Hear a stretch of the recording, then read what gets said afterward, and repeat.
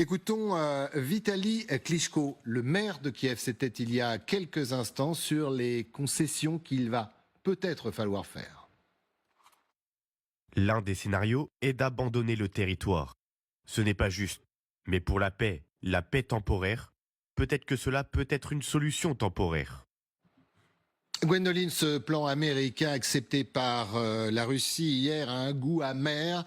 Et quand on entend le maire de Kiev, il y a aussi une part de réalisme qu'il va falloir avoir, selon lui.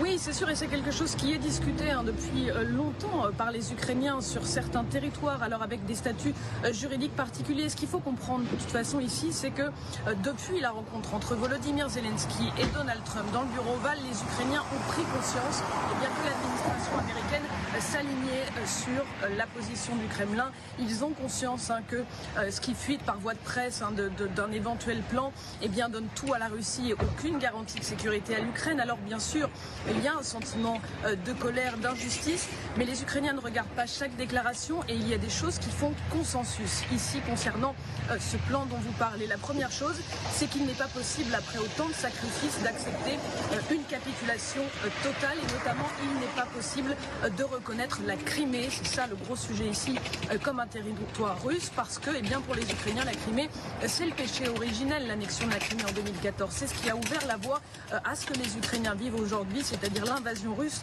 de toute